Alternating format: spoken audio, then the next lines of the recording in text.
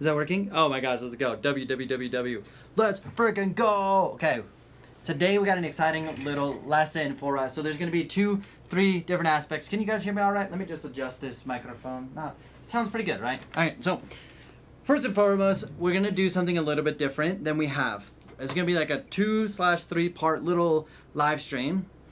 And we're going to start off with doing a nerdy breakdown of a how to ride Switch. So you can literally like watch this video, save this video, share this video with your friends. We're gonna do a deep dive on how to ride Switch. Now we're gonna do this a little bit differently. I do have an iPad here with some videos that are like already loaded, and I might end up adding some more, but there's some videos that are already loaded, and I wanted to be able to break down some Switch stuff. Now, after we do this nerdy breakdown, we're definitely gonna be doing a Q&A after. So make sure you stay to the end after this little nerdy masterclass, because we're gonna do a little Q&A. Plus, if you have questions, type them in the chat about this content as far as how to ride Switch. Tell me what you're struggling with. Tell me what fears you have. Tell me anything that may be confusing. Let me know in the chat or in the comments down below after the fact if you're watching this later, so that I can literally just make this an awesome video to really cater to what you may be missing on some of the content. Now,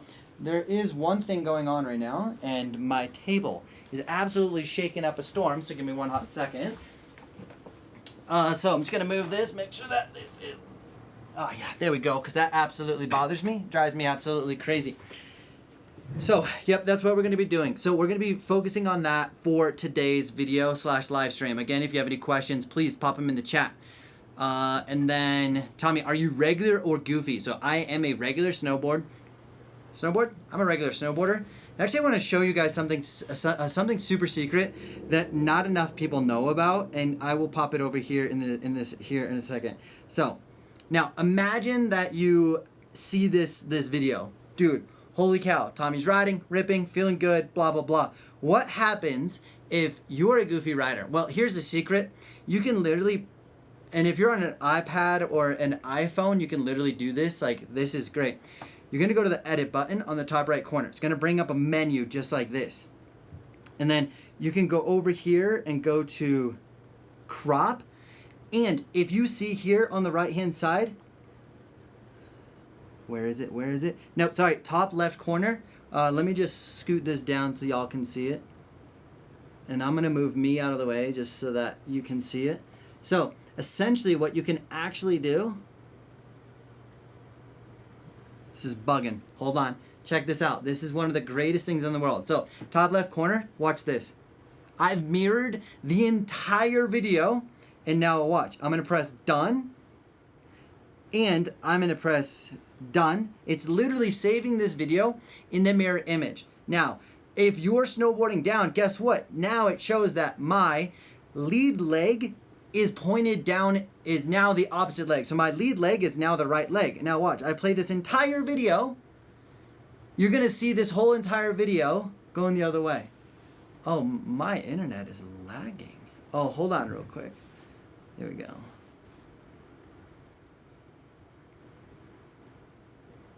I don't know if you guys are lagging, but does that make sense? I'm literally able to mirror the entire video by just going the other direction. That's pretty cool, right? Can you guys see it? Am I lagging, or are we 100% good? If you're watching this later, I do apologize for the inconvenience. Let's see. So, there we go. So pretty cool, right? That's like a way that we can actually get this whole thing to be mirror image. Yeah, and that's exactly it. If you are a goofy rider, living, mad lagging. Okay, hold on real quick.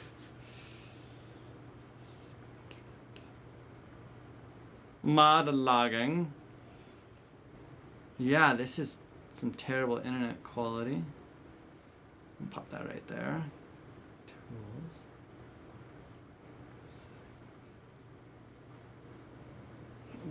I don't have enough ports for all this. Dang it.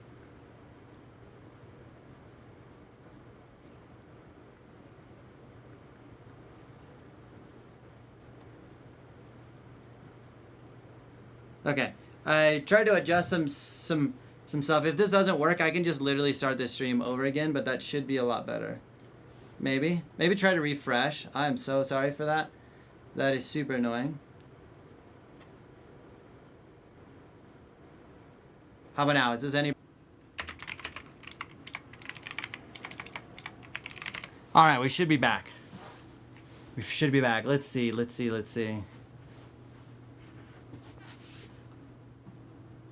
now? Is this any? Boom! We're back. That obviously did not go as planned. We should be back. Should be back. Interesting. Yeah, Richard, I think you're right. So essentially, I was trying to use like my iPad to like show you how to make this as awesome as possible. So bear with me. What we're gonna do is we're not. I repeat, we're not gonna quit. We're going to make this. We're gonna make this work. We're gonna make this work. So don't leave. We're gonna vibe. Got some questions? Pop in the chat. We're gonna hang out. Pop in the question. Pop in the chat. We're going to answer. Pop in the chat. We're gonna hang out. We're gonna vibe. Let's go. We're gonna do this. We're gonna do this. We're gonna do this. All right. So what I'm gonna do is actually try to upload some videos. We're gonna make this work. So you pop in the chat. Come hang out. Come vibe. Maybe we like watch a movie. Should we watch a movie together? Should we watch a movie? We could vibe. What do we think? What do we think? We're gonna make this work. I got some whole bunch of videos on my computer, and we're gonna nerd out here. Let's see what else we got. Yeah, we got a bunch. We got a bunch of turns here. Oh, I could do this. I got an idea. Working but sound is in the background. Hello? How about now? How about now? Is that better? Oh, okay. Thanks, John. No, thanks, John. We got it. Boom, boom, boom. Oh. I love you guys. Appreciate your patience. This has been an absolute disaster. But, you know, it's part of it, right? You know, you can't win them all. I appreciate... There we go. It's so annoying. So annoying. You have an echo, dude. What? We got it. We got it figured out, right? Okay, day job shredder, dude. There we go. We are absolutely vibing today. We are vibing today. You guys hear me like 36 times? Okay, there we go. We have now figured it out. We figured it out. Okay. We are going to... We're going to figure this out. Let's just type this in. So what I'm doing here is I'm gonna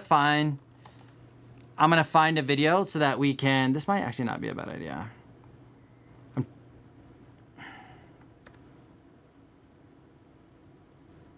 Okay. We're gonna do this. I got a fantastic idea because we are fantastic. So what we're gonna do is we're gonna watch and break down a video on how to be more awesome at Switch. That's the goal. So we're gonna be breaking down a little bit of a masterclass on how to ride Switch. But before we do that, we gotta find a video to break down. So let's do this. We're gonna have a sick time. I'm super excited about this. Don't you worry. Okay, so check this out. Yeah. So now if you have any questions about riding Switch, you're struggling, let me know because we're gonna literally just break this down. We're gonna geek out. We're gonna have a sick flipping time. Okay.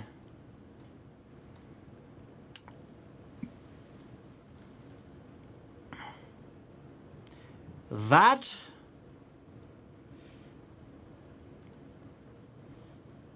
is not supposed to happen.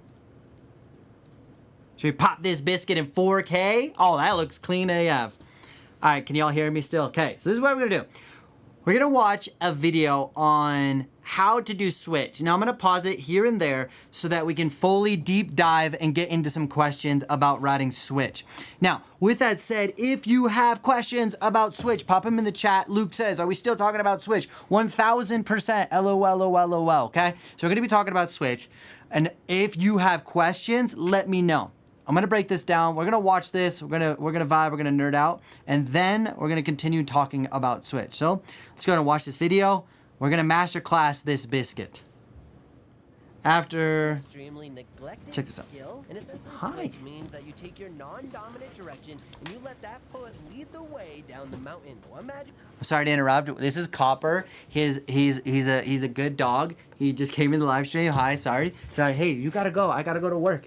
Got to pay for kibbles. riding, having the absolute best time ever, but all of a sudden your lead leg gets tired. Stop, wait. Darn it, your friends absolutely leave you. Ooh. My question is, how the heck do you not stop? Why do you not need a break? My leg is so tired. Or have you ever had your neck absolutely be sore and you can literally not turn it one direction? Well, you may need to actually ride switch, then all of a sudden it's a great day. But the only reason I added that switch part is because that night, my neck, I like fell asleep and my neck was absolutely wrecked and destroyed. And I was like, you know what? We're adding that in the video because my neck hurts. So a couple big benefits of riding switch is having the ability to ride longer. If your ankle's hurting or fatigued, you can ride longer. If you have like some kind of like disposition in your body, you can ride longer. So continue. So we're going to continue on. But if you have questions in the chat, let me know because I can like break it down. We do have, Jamie says, question, how do you prevent catching an edge so much when you're first started riding? Cool. We're going to talk about that here in a hot second. And this is going to be actually super applicable for switch and regular. So we'll talk about it right now. So I'm going to mute this and just so we can play this video a little bit. Now, as I'm riding, that's a trick. That's not what we're trying to do. Okay. When we're riding, the biggest concept when you're riding switch or regular is you have to have the ability to know two major concepts. Now, the first major concept is anytime your board is pointed down the fall line. So we're going to take a step back real quick. The fall line is the way that gravity is going to pull you. What I mean by that is imagine you had a slope. Boom. Here's a slope. And now if I had a ball and I were to roll the ball down the slope, where is it going to go? Well, wherever that gravity line is. So if I have it like kind of twisted like this, it's kind of hard to tell. But if I have it with a little bit of an angle here, well, obviously I'm going to go here. So if your board is pointed down the hill, that's good. You're going to pick up speed. But if your board is across the hill, that anytime that happens, you're going to have to lean up. So if you're perpendicular, like 90-degree angle to that slope, you want to be leaning uphill. So as you see in this video here, now we're going to switch it back over. So we're going to pause it here. So the terrain is pulling me down towards this line that you see right here. So as soon as my board goes downhill, I'm going to be able to edge change. Notice that I am slightly on my heels because I'm not pointed straight down yet. As I make this next maneuver, what did I do? Here's a perfect line, so I'm almost perpendicular.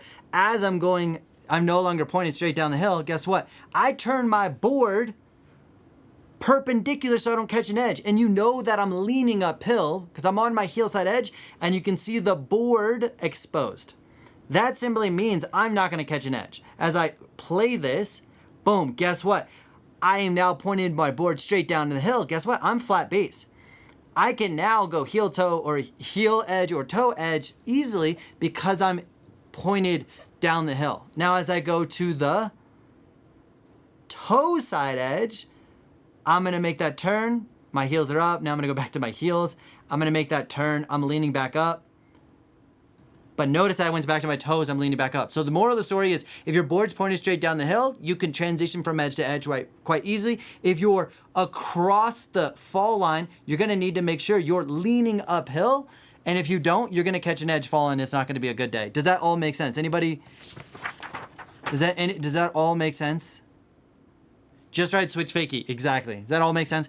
So if this is confusing, got questions, let me know because we can literally just, we can break it down. So we're going to unmute this. We're going to play this in full mode. And then if you have questions, we're going to continue to break this down. Playback speed, normal. Let's go. Limited amount of tricks, you're going to be able to have way more fun and be way more adaptable in so many more situations. But I know it can be extremely daunting, scary, and intimidating to practice switch because you don't want to be crashing, falling, and getting hurt. So my number one recommendation, besides watching the entire video and the steps that are following, is allow yourself to get the mileage to become good enough to get confident and feel safe when riding switch. So you could start by doing one full run a day, doing switch, or even more, or it could be as little as just practice a couple turns. But I'm going to take all this skill. Now I'm going to pause real quick.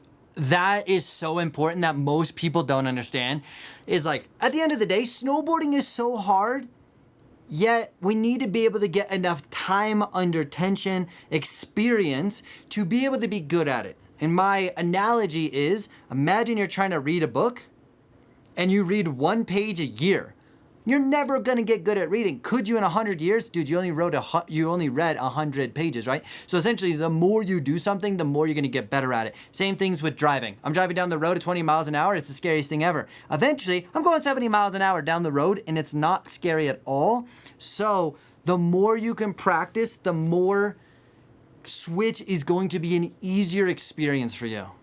Skills that I've learned from being an instructor, coach, and snowboarder for the last 25 years, put it in this video, and I'm literally gonna hold nothing back, so make sure you stay to the end. So when I was learning how to ride switch, I absolutely struggled understanding the timing and coordination of my turns. So is the video sped up? It looks a little unnatural. I don't think so. Over here on the side, we have playback speed of normal. I don't know if y'all can actually see that. Oh, you can't. On my side, it says playback speed is normal, but I don't think it's sped up. I don't think it's sped up. So what really helped and worked for me is I would start off in a very, very slow side slip. A little bit of momentum will help, and then I would let my switch leg just go downhill a little bit, and then I would just come to a stop. The biggest thing with riding switch is I want to know that I can actually stop, so I'll point that board back downhill, but this time I'm going to count to 1 1,000, 2 1,000, pick up a little bit of speed and come to a stop. Then, of course, what worked for me again was I just pick up a little bit more speed, get comfortable, and then I would come to that stop. That process for me just allowed my mind to know that I could trust putting weight on the front foot, trust slowing down. Then, of course, I don't want to just be able to only do a heel side turn, but then on my toe side, I would go start on my heels, go a little bit, and I would just come to a stop. Sometimes now I'm in this I'm stuck in this switch position. The best thing about this switch position is it's something that I'm comfortable with, but I don't know how to go with my heel side, so what I would do is sit down, turn around, and guess what? I get to stand back up and repeat that same process. So essentially what I'm doing is if I have a C turn, so imagine you have 1 turn. Well, imagine I could just practice this isolated toe side to heel side turn. Just practice it. And then that allows my brain to comprehend just one thing at a time, one process. And then I would literally sit down, turn around, and just practice it. So I would sit down, do a breakdance move, get back to that same thing, and just practice the one heel side. Because what ends up happening a lot of times, we're trying to learn switch or even regular turns, you're like, okay, cool, I'm gonna do 1 turn. Well, this 1 turn leads into the success of the next turn. So if I make a bad, sketchy, scary, hesitant turn here, well, guess what? I'm already set up for failure for the next turn, most likely. So I would just do 1 turn, practice it, flip over, 1 turn, practice, and do that over and over. And that's at the end of the day, I'm in the middle, I'm literally underneath the chairlift. Socially, I don't care if you see me doing this kind of stuff because I'm trying to get better. And at the end of the day, I'm just trying to have fun, right? So I'll go to the beginner area and literally do this kind of drills, even to this day, I'll do switch 1-footed or kind of ride with my friends, and people will be like, yo, what's up? Literally people from the chairlift are hyping me up, and I'm falling, crashing, looking like an amateur. But at the end of the day, I can put that aside and just be like, I'm trying to work on something. So as long as you do it safely, notice that I'm in an open run, people can see me from hundreds of feet above. This is not a bad tactic at all. You could see hundreds of feet, you're not gonna, if you're gonna hit me, it's because you're a terrible snowboarder or skier. You have plenty of time to dodge me, so I'm doing it as safe as possible. The goal is to have a little bit of momentum and then be able to get that board down the hill, trust it, and here. We could all agree that life is better outside, and when it comes to choosing your equipment, you need something that is going to elevate your day and not hold you back. That's why today's video is sponsored by BENETEK by Goggle and Outerwear Company. If you're interested in picking up some gear, check out the link down below. A couple other things. Thanks, I had to plug my own video, I didn't really mean to. Michael, am I in Japan? No, but I've been there. I freaking love Japan. Do I need to fix chip on my board immediately, or can I wait for a few rides? The sooner you can fix your chip in your board, the better, because you don't want water to get in it, and then that's going to cause the board to split if water's in there and it freezes. So be aware of that. Switch riding, yeah, it can absolutely be scary. Hog says, I can ride decently down the slope and I'm scared to ride switch. Your videos inspired me. Let's go. In January, I'm going to go to slopes on a few days. Let's go, dude. Switch is scary. That's why I like make this content to hopefully like make it a little bit simpler. Make riding switch a lot easier is we are not trying to definitively lift up all of our toes or press all of our toes down because we don't want to get in an edge of a carve. So what you want to do is actually imagine you have peanut butters all over the place and we're trying to smear. So as I go to my heel side, I want to put more weight on that lead foot, allowing that board to smear the snow. If I can think smear, it allows me to make more smooth and easy movements so I don't fall over. No! Oh no! So I can just get that smearing. Now you may be asking, how the heck do I smear? Well, for me, I like putting 60% of my weight on my lead foot. Then I can essentially get my knee to turn and it's gonna get that board to pivot. Look how easy this is. Now, next time you go snowboarding, you can literally just try this. Ride, point your board, pivot, come back, pick up. And the whole like peanut butter analogy, I find to be like the best thing ever, simply because it gets somebody to think about using that snowboard in a skidded manner versus a sharp knife slicing the snow. If we're slicing the snow, that is gonna be carving, right? But as a beginner or somebody who's unfamiliar, it's really hard to balance on that edge, especially switch. So I love the idea. It's like, if you're gonna ride switch next time, think about, okay, I wanna smear the snow, allowing me to get skidded turns. Plus, a lot of times if you think smear, my thought is smooth, gradual movement versus like jamming or slamming. So I find that metaphor, that terminology to like help people introduce that into like their brain helps like really make this make sense. A little bit of speed, pivot. We're really trying to isolate this lead leg, pivot, boom. I'm gonna become so much more awesome at riding switch if I just simply do this. Look how easy it is. Now I could also do the same thing on my toe side, but I would definitely say make sure you find appropriate terrain, because if I'm gonna do a switch toe side turn, theoretically right now I'm gonna turn down the hill, so I don't wanna hit that, but I could do this. Okay, that's a good point that guy brought up. One thing that most people end up doing is like, oh, I'm just gonna ride switch, and guess what? What happens when you're what happens when you choose wrong terrain? Now, if you have a run, I'm just gonna like break this down real quick. If you have a run that's really flat, the best part of a flat, let's call this like a relatively flat run, we're gonna use this. This is a better analogy just to make things make more sense. Imagine this is the slope of the run. If I have my board pointed straight down the hill, I'm gonna start picking up speed. But if I'm riding switch, I'm not gonna pick up speed that fast because it's pretty slow. Now, if it's really steep, I have to be so perfect with my movement, because if my board points down the hill, I go fast. Especially if it's steep, I'm gonna pick up speed faster. Now that's scary. Now I'm like fear, now I'm in a compromised body position because I chose a wrong terrain. And then what I'm saying here is, imagine this slope is like flat, but then it's tilted. So technically I'm trying to go straight, but as we talked about earlier, a fall line is where would that gravity take a bowling ball? Well, that bowling ball would actually go to the corner. So then I'm trying to now fight this. So if I make a turn, well, I might actually go off the run or into the trees. So I need to find terrain that's flat and consistent, and this would be a double fall line. So we have a fall line that goes down, and then we have a fall line that goes all like another direction. So it's a double fall line, meaning we're going actually in a different direction, which can make riding switch like pretty challenging, pretty complicated. Is this all making sense? Anybody got any questions about the video, questions about what I'm saying? My goal is just to be able to like deep dive and nerd out about this switch stuff. The same thing, so I'm actually gonna go a little to the right, and then I'm gonna point that board, smear a little bit, bring it back. Pick up a little bit of smear, speed, smear, bring it back. Pick up a little bit of speed, smear, and bring it back. But I didn't actually tell you how the heck I do it on my toe side. So when it comes to toe side, I like pressing my knee over my shin as if there's a bug on my ankle strap. That's gonna allow that board to pivot.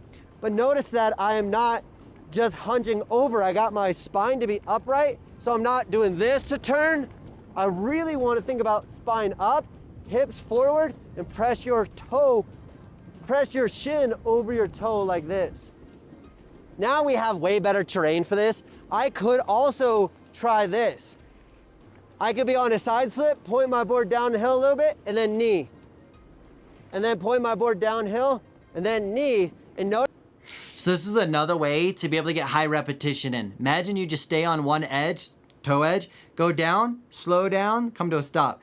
Then you're actually teaching yourself to how to start the turn and finish the turn specifically on your toe side edge, which I find to be really useful because again, we're being able to isolate the movement versus bombarding our brain with a bunch of stuff. Just focus on one turn and then the other one. That's gonna like progress your snowboarding faster, safer, and it's easier to like your mind to process. Notice how I'm really able to practice this. The other thing that really helped my toe side turns was thinking about pressing my hips and my belly button over the edge. So as long as my belly button's over the edge, I'm gonna be in a better controlled body position. Notice how comfortable, I'm relaxed, I'm chilling. When I start breaking at the waist and I'm super hunched over, it's very stressful, very straining. It puts a lot of stress on my hip. My eyes can no longer freely look around because I'm like stuck here. So press your hips over the front of your board, and this obviously works for switch irregular, but when you're riding switch, just think about hips forward, make that turn. Hips forward, make that turn. Now, another thing that is going to be super applicable to your regular or switch riding, one thing to know when you're a better snowboarder, and you're going to see this a lot as a big difference between a beginner rider and a more skilled rider, is how tall they are. Now, what I mean by that is, notice that my spine is rather upright, and I can get low by bending at my knees and my hips and my ankles, but my spine is upright. Now, that's an indication that I'm comfortable snowboarding. If I'm scared, most times I'm gonna have my hands as close to the ground as possible in case I'm gonna fall over. And that's definitely an indication that you're more of a beginner snowboarder or just less comfortable. But let's just watch this back just a little bit. I'm gonna put it on mute, but notice how upright my spine is. Look how tall I am. But I still have, as you can see in the ankles here, if you can see my mouse, the ankles and knees are bent.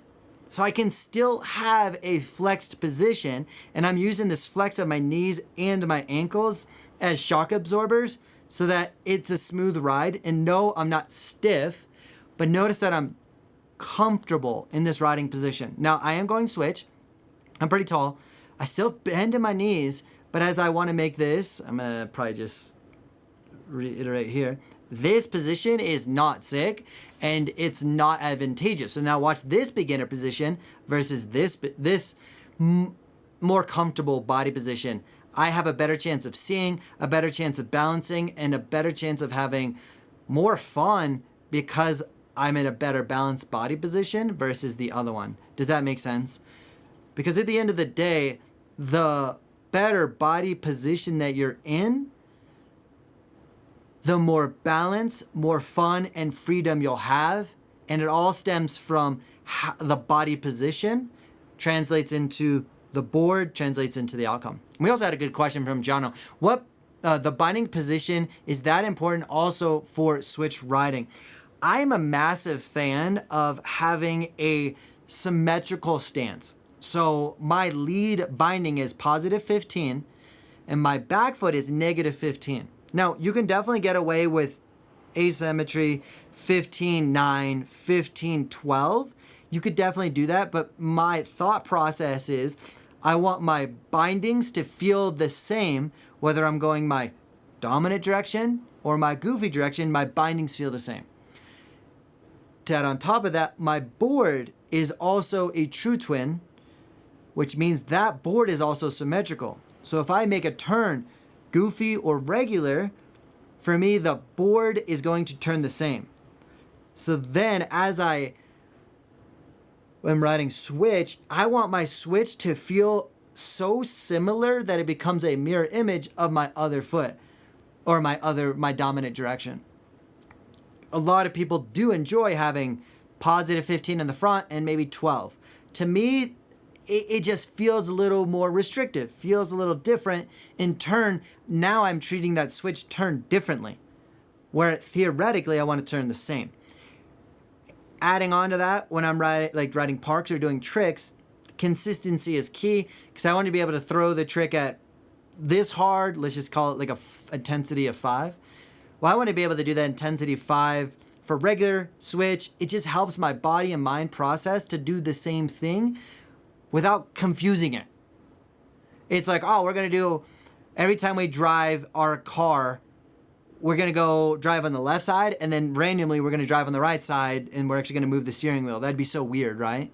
But if we're going to drive our car in our dominant direction forward, and we reverse, we're not changing the steering wheel. We're not changing the foot pedals to be brake and gas differently. It's all the same, which allows us theoretically to have as much predictability as possible. That's still muted. That was awkward. Take that turn. Now the last thing that really helped me when it comes to riding switch is allowing my eyes to look in the direction I'm going. So if I want to go over here, I'm going to put my weight on and I'm going to look this direction. But as soon as I go here, I need to look where I'm going. That looking where I'm going is going to free up a lot of the body underneath you to maneuver the way it needs to.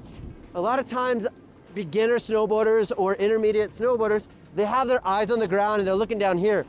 This becomes really hard. Notice my bad body position, my hunch, but I'm staring downhill. As soon as I look up, bring my chest up, now I can do really fun maneuvers effortlessly, simply because I'm allowing the spine and the eyes to be up. And then of course, look out for traffic.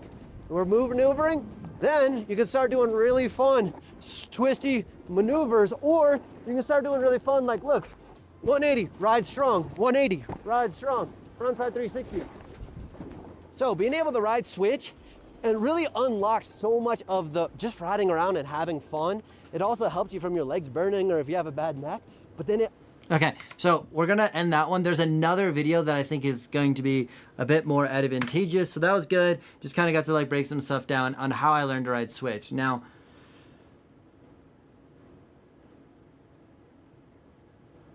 we're gonna watch this one. I'm trying to find it. Oh. If you're looking for a bindings video, check this one out. Just type in Tommy Bennett binding angles or snowboard binding angles. That video is like, that one's pretty fun.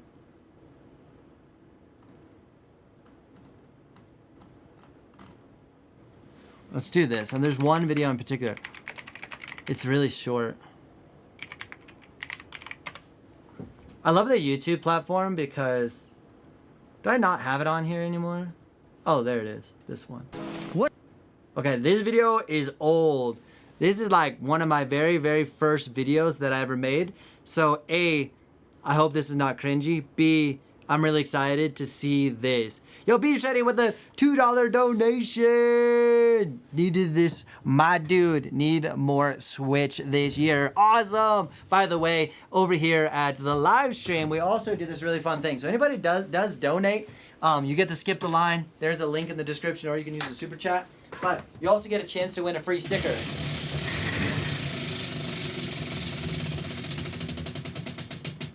I almost won it. There's the free sticker. There's what he got. So I appreciate the donation, and that's a chance to win a sticker. Let's go.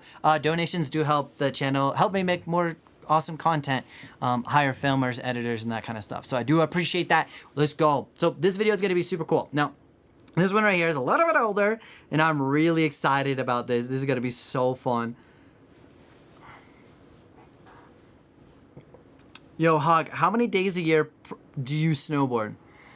I snowboard, last year I did about 200. The year before I did 230. This year I'm probably going to do like 100. I've had 2 hip surgeries, so my hip's like pretty beat up. So I'll probably end up doing like maybe like 100 to 150 days. Yeah. All right, so this is the vibe. This is a good one. So we're gonna watch this video. Now this is a little bit more linear. Whoops. So one a little bit more linear. It's like step 1, 2, 3, 4, 5. So let's check this out. And then this was a couple years ago, so I'm really excited to see if there's anything that I would change, I would move, and I would adjust. What's up guys, Tommy Bennett here, and today we're gonna learn how to ride switch, and we're gonna take your snowboarding to a whole new level. Let's get it. Wow, this video is so different. So today we're gonna do a toe side C-turn, and then separately we're gonna do a heel side C-turn, And then the coolest thing is we're gonna bring them together and we're gonna be able to start actually making S-turns and ripping the mountain. So first things first, let me strap in.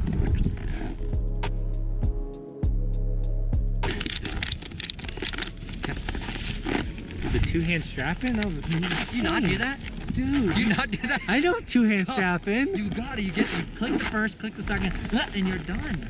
The first thing we got Okay, standing up, strapping in, and being able to strap in quick, W. to do is make sure we have good terrain. So I came over here to the magic carpet, so it's super mellow. What also is awesome about this is I don't have to worry about people going super fast by me.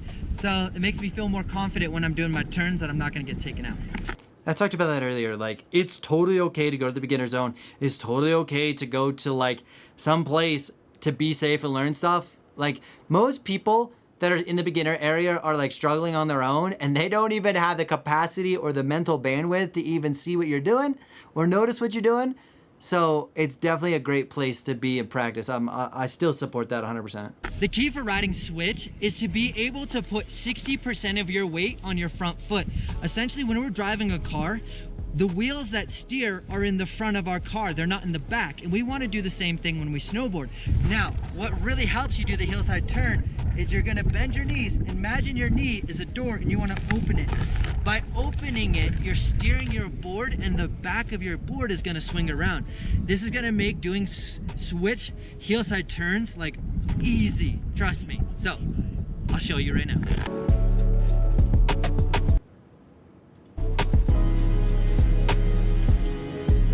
I'd like to break this, oh, whoops, that was probably really loud. I'd like to break this down a little bit further because I think that was a really good visual demonstration. So we're gonna put this down to 0.25. We're gonna back up just a hot second. So I love this thought process of being able to just focus on the toe side turn. Now you're gonna know, or the heel side turn. You're gonna notice as I play this, I will mute it. I do this thing both for you to see, but for me to kinesthetically feel. You'll notice that I actually tapped my lead knee. That's gonna give you a kinesthetic cue that I need to move my lead knee. Do I have enough weight on that lead foot?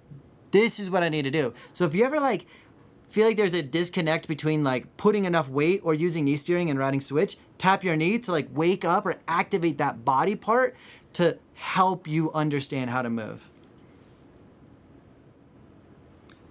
So I'm allowing that board to go downhill. You're gonna notice right now that I'm still actually technically on this toe side edge. My weight is still on the edge, still on the edge, still on the edge. Now I've gotten a little bit more down the fall line and I'm actually going to that heel side edge. Now I'm on the heel side edge. I am dragging this back part on my board just a little bit, which is not ideal, but because the terrain is so flat, it kind of happens. But you're also gonna notice that this lead knee is absolutely starting to rotate like this. As I have 60% of the weight on this foot and I'm using that knee to open, you're gonna notice that the rest of my board rotates. Jono! Appreciate you vibing, dude. Night, my dude, appreciate you. So we're gonna go there. Then I can fully transition to that heel side edge. Fully transition. Now in this position, all I'm doing is lifting up my toes, which we can't see. Lifting up the toes, lifting up the toes, lifting up. And then I have this like absolutely beautiful skidded turn. And you'll see here, here's where I started. And then I was able to skid. Now by skidding or doing this peanut butter thought process, notice that I'm able to skid. As soon as I'm skidding, I'm actually managing my speed. Pretty cool, right? Now, I have weight even and I'm able to stop. I literally just practiced this heel side turn so that I was able to be awesome at one turn before moving on. We've already done our heel side turn. Now we're gonna tackle the more challenging and less intuitive turn. And that I wish I would have added in there like practice isolating just that heel side 10 to 15 times before moving on. That's what I'd like to add. That's gonna be our toe side. Essentially, a toe side turn is way scarier because you have to turn back uphill, but you're leaving yourself blind down there. And that's why people get really freaked out about this. The biggest thing that's gonna help commit to a toe side turn is imagine that you have a bug that's on your heel strap, and what you wanna do is press your knee over your toe, and you wanna squish that bug, and what that's gonna do is allow you to get weight on that front foot and turn the board, just like we did heel side. But by squishing that bug, you're fully gonna commit to that turn, and it's gonna make it so easy. Okay, so that unfortunately, I kind of like, just thinking now watching this, I've made many switch videos, but this is probably the only switch video that is like step 1, 2, 3, 4, 5. The other videos is like why you should learn switch. The other video is how to improve switch once you've tried it. Here's 5 drills to improve your switch. I think I need to remake this and do a better job definitively breaking it down, if that makes sense. Do you guys agree with that? Should I make, I have so many switch videos, but it's not, I feel like I almost need to unlist some videos so that when you type in Tommy Bennett switch, that it's like the very, very valuable one. And I think I need to remake how to ride switch and how to carve in like, I'm almost thinking like 5 steps, learning carving in 5 steps, learning switch in 5 steps. Also, we didn't get a good visual demonstration of the bug, but essentially what I was saying is the bug is going to be right here, and I'm trying to press my knee over my toe, allowing me to squish that bug, which I talk about a lot in my regular dominant turns, but that's a great technique. It is the right technique, in my opinion, on how to ride switch and how to do turns in general. So it's kind of repetitive, but essentially you're learning how to ride switch all over again. Yo, XXL, what up, dog? He says, why am I here? I can't even carve regularly. Now, oh, and there's no resort in the country where I live, some sort of artificial snow. Riding switch is also like a really fun challenge, and the sooner you start to learn switch, the more you're going to be proficient at switch, the more you open up more creative expression and creative freedom. So I suggest if you can learn it sooner, the better. So breaking this down just so we all can see it, you can definitively see I have my shoulder, my hip, and my knee stacked over this binding, which gives me the indication that I'm leaning forward, which is that 60% of the weight over the lead foot. As I have weight over that lead foot, I'm allowing that board to slightly go downhill.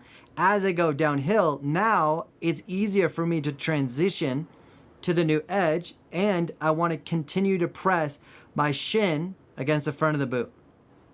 If I do that, this turn becomes significantly easier and pretty effortless. Let's watch it in slow-mo. Tap the knees so I'm kinesthetically aware of what I need to do. And you're going to start to see right here, the board is starting to smear. This part of the board is starting to grip the snow. As my board goes across the fall line, one thing I do recommend you do is allow you to press the hips forward so that you're in a strong balanced position over that toe side edge. Now, I would argue in this demonstration I did overturn. I turned a little bit too much, which isn't the best demonstration. So make sure you even that out and you're not going too far up the hill, because you may end up just getting like rotating a bit too much. Let's take this out of slow motion and continue on. So what you saw there is I'm able to take a C-turn, a heel side turn, and really focus on that and make sure that I feel confident in that. And then separately, I can do the other turn, which is my toe side C-turn, and then I can start linking them together. Now, I don't have to link them super quick. If I want to do this turn and then traverse across the hill, build my confidence, find exactly where I want to make my next turn, then I do it over here. And you'll see that I lengthen those turns out. And then as I build confidence, I can start doing them closer, closer, closer. And then I can start ripping some S turns. As you start getting so comfortable with that, instead of having C turns that look like this, you can start making them look longer, more like this kind of turn. And that's gonna increase your speed and you start going really fast. What's sick about those kind of turns, they start applying to hitting jumps, because you're gonna need a lot of speed to go into the jump and start doing some like crazy switch tricks. So you'll see me doing a lot of those like longer style turns. Woo! Woo! Okay, and I like what I was talking about when I was breaking down, like, what's cool about having S turns or C turn here and a C turn here, you can go C turn, and then allow yourself time to process and then make that turn when you're like feeling pretty awesome, confident and ready, versus like turn, hesitant, blowing it. I also like the fact that when I had talked about this a little bit earlier, the more you make a turn, that turn sets you up for success for the next turn. So if I make a hesitant, scary, not awesome turn here, it's going to make the next turn even more challenging. So if I can make a really beautiful turn, traverse across, slow, traverse, that's going to look really good. So let's continue on looking at some of these turns in slow motion, just to see if there's anything else that stares. Let's mute this biscuit. Tap of the knee just as a kinesthetic cue. Making that turn, allowing that turn to happen, making that turn, still turning. This guy, was this guy filming me? Let's go. Maybe not. And then this is where I'm skidding across the hill. Okay, now I'm ready to make this turn. Tap the knee, allow that turn to happen. Also looking around to make sure you don't get, not necessarily cut off, but make sure you're not actually gonna crash or gonna hit somebody or get hit or anything. So overall, switch turns can be very doable. What do you guys think? Should I make another switch video on how to make this a little bit better? I think that there's going to be some room for growth there. Also, big shout out to my dude here. Watch this. You guys gotta do this. You'll see. We're gonna build the anticipation.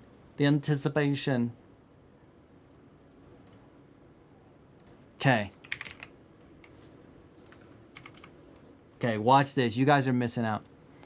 If you got any more questions about switch turns, let me know. We can continue to chat. But check this out. You guys got to check this out. Go to this account right now. Jerry's a Bear Mountain. They post some of the most god tier stuff. The dude who runs it just sent me a message, and I'm not going to tell you who it is. But he's like sitting there watching the live stream, dude. So I got to hype up the boy. There's like videos like this. There's like gnarly stuff. Oh, that's crazy. Not my favorite. All sorts of wild stuff. They got great content. If you just search Jerry's at Bear Mountain, they're on YouTube, Instagram, TikTok. So big shout out to the boy. He's watching the stream. Gotta hype him up. You know what I mean? There we go. So hype him up. So let's go. All right. What else we got in here, my dudes? You got any questions, comments, concerns? Let me know. I'm gonna take the headphones off. Matt says, this is sick. The season is about learning Switch for me. Yes, let's go. Any other questions about running Switch? If not, let's open up the questions to anybody, everybody. I want to answer as many questions as possible. If you guys want to support the channel, donations do get you a spin to win on the wheel. Encouraged, not required, obviously. And then also, this stream is actually sponsored. Check this out.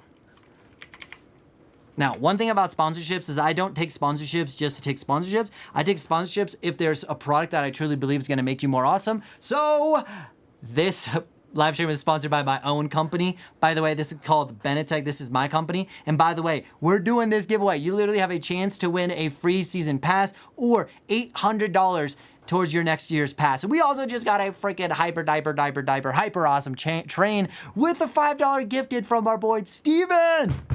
Let's go. I appreciate that. That is a gift to the membership. So big shout out to the dudes who just won that. Definitely say thank you to Steven for that. I freaking appreciate that. Let's go. And sponsored by my company. If the way to enter this is you go to Shop BENETEK, which is on Instagram. That's going to be right here. Make sure you go to the right one.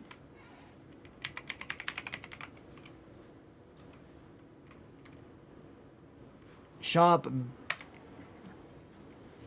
So go to this one, follow the account. You're gonna see this post. Make sure you like this post and do that. So you have a chance to win. Now, if you want to double your, if you want to do like a better chance, if you buy anything on Shop BENETEK, you literally get a chance to win more entries. So do that. We also just got a freaking anonymous donation with the $20.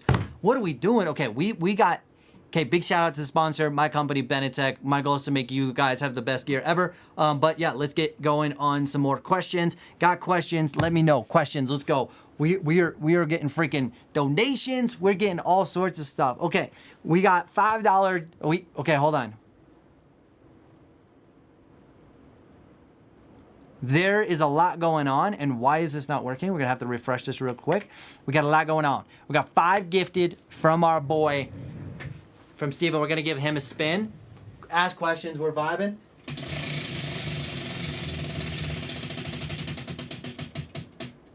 Okay, dang it. Steven actually won last week too. What a freaking GOD. Didn't win it this week, but there's always more chances. We also got a $20 donation for an anonymous. Who are you? I appreciate you. I would give you a spin. I'm actually gonna give you a spin. If you could prove who you are if you win, we're gonna do a nice little spin. I don't know which way to spin this thing, but dang it, didn't win, but we're vibing. I need the wifey to literally like recreate that thing. Okay, we also got another $5 donation from Steven. Says, working on Switch today at Kirkwood. It's a work in progress. Yes, 100%. Like work in progress, and the big thing with like Switch, at the end of the day, it's so scary, but it's also a really cool opportunity. When I first learned how to ride, like snowboard, I just snowboarded with some terrible habits. When I had learned Switch, I actually learned it through like a better mechanics and through like proper form. And my Switch riding for the longest time was better than my regular because my regular had terrible habits. So what's cool about this, and like Steven's actually working on Switch, is being able to work on that and get it in like the get it the right way. Hopefully it makes it faster, easier, and way more fun. So we're gonna give him another spin for that one. Okay. Hold on. Sabotaging our boy right here. He's definitely gonna roast me for that one. Oh, so close. All right. What other questions do we have in here, my dudes? Just wanted to say thanks for all the great videos. Dude with another freaking, are you serious? Eric with the $10 gift, the super chat. Dude, that's his first super chat on the live stream too. No way, you're a freaking GOD. Can I? Usually you can like these things. I was gonna give it a nice little thumbs up. But I'm gonna finish this comment and then we're gonna spin for freaking Eric, dude. Thank you for the $10 donation. He says, I want to thank you for the great video, says Freddie. Super excited to get my season kicked off in 30 days and put some stuff into practice. Let's go. Eric with the $10 donation. We are going to absolutely give him a spin. Now you have a chance to win stickers. We do have like some BENETEK stickers and stuff. And dude just won. Yo, look at that. Right there. So shoot me a DM on Instagram with your address, which I actually owe a homie from last week. Shoot. I'm gonna follow up on that because I owe him stickers. So I'm gonna write this down. His name is Luke. So I'm gonna write your name down, Eric Long. Shoot me a DM on Instagram and I'm gonna send you some stickers. Eric Tong, T-O-N-G. Dude, let's go. Stickers. Shoot me a DM on Instagram, which is TommyB1. Hopefully you're following. You might not be. But yeah, dude, let's go. Okay, what are your foot degrees for your Switch setup? With LOD. I'm a massive fan of having a symmetrical stance, and I have my front foot at 15 degrees and my back foot at negative 15 degrees. Now, if you're looking for, oh, check this out. This is like freaking, this is the jam right here. If you haven't seen this, check this out. Oh, hold on. We gotta find it. I'm gonna pop it up before, whoa. I'm gonna pop it up and then I will switch screens here in a moment. Okay.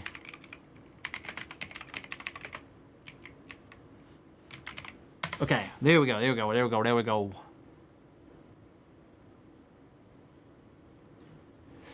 This video right here is the jam. Just type in Tommy Bennett stance right here. If you're wondering what binding angles and stuff, should we watch this? You guys down to watch this? Let me answer a couple more questions, but I think we should watch this, and then if you have questions about this, we should answer that. I think this is a really good video. Let's see, switch on green runs, learning on blues, let's go! That's so freaking sick, Ed. Also learning backside 180, ollie, and keep going straight. Dude, you're a freaking GO, dude, that's sick. Eric says he's gonna be at Copper on December 21 to 25, are you be there? I'll be not there, actually. I think I'm gonna be in Utah. Do you love Angry Snowboarder?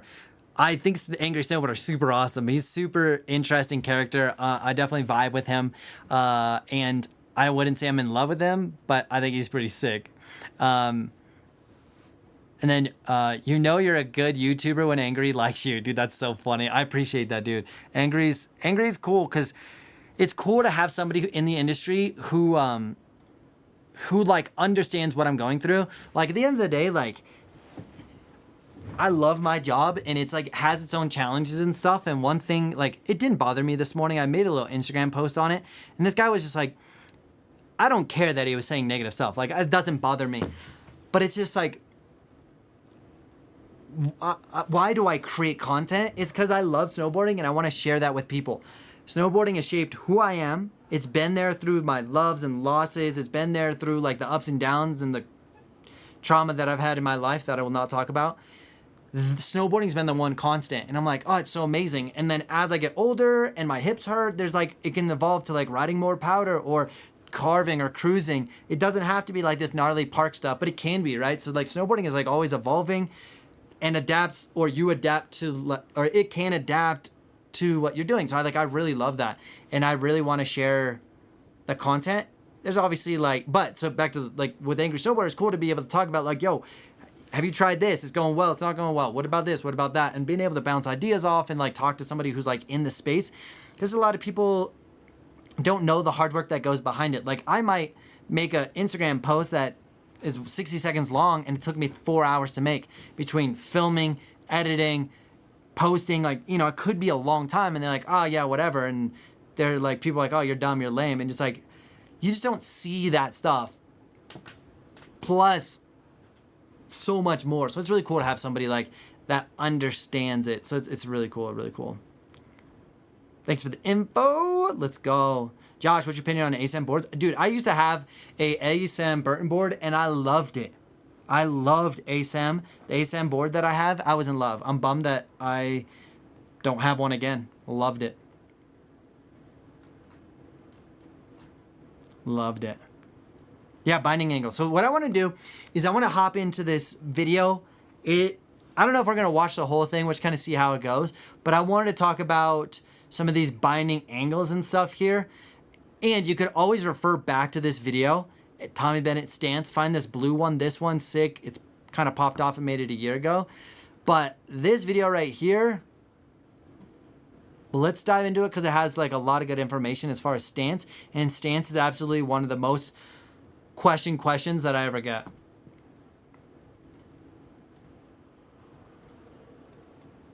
The angle of your bindings and how wide you set them apart is what the snowboard community refers to as your snowboard stance. While your snowboard stance is subjective, in this video, I'm going to give you a guideline to help you get as close as possible to setting up the perfect stance.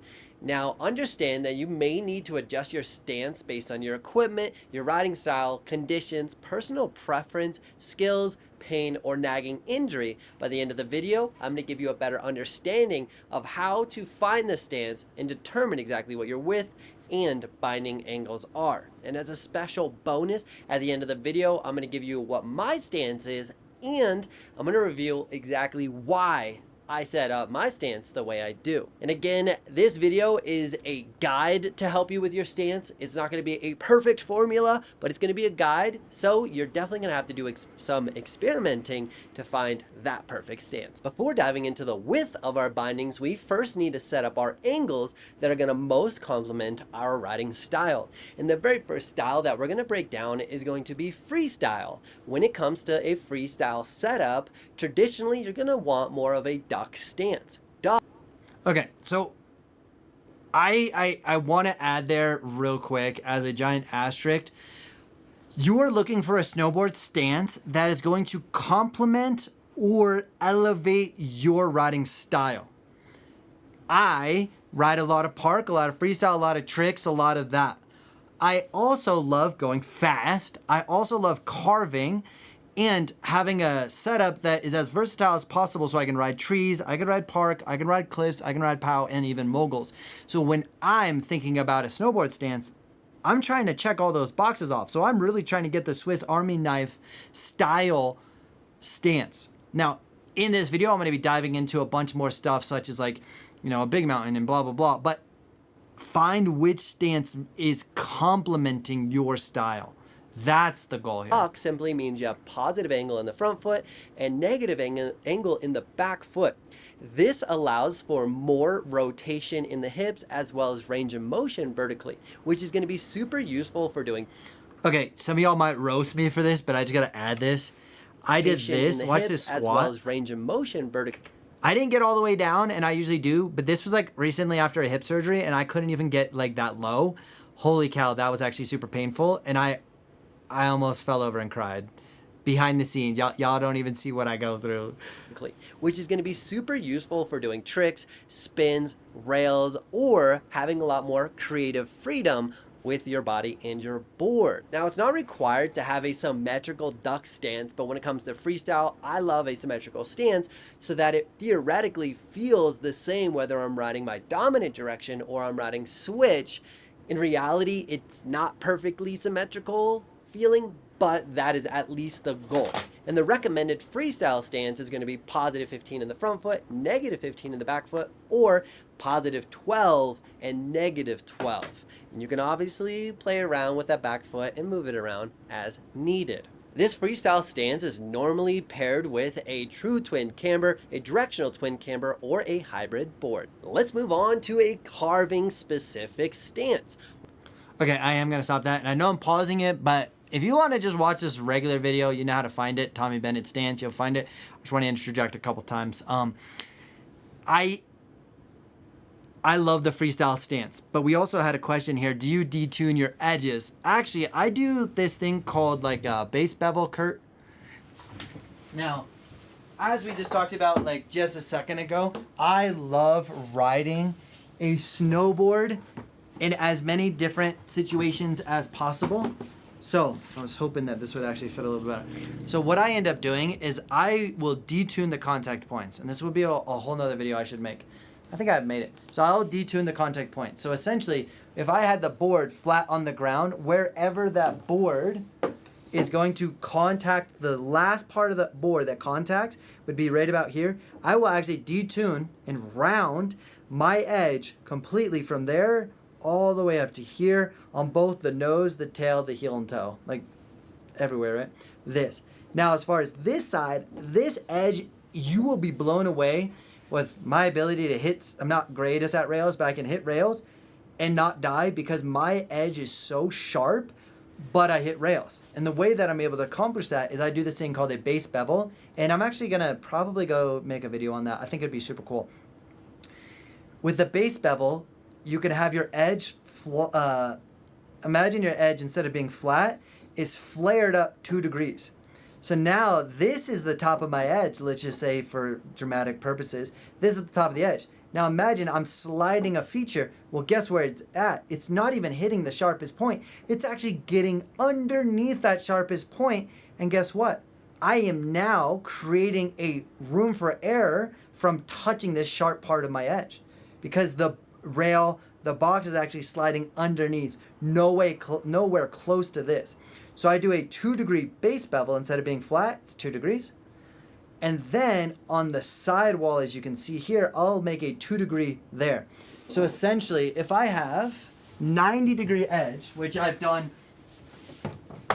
theoretically, if I've done this correctly, I've taken away 2 degrees and added 2 degrees. So if this is like, let's just call this like 90 degrees right here.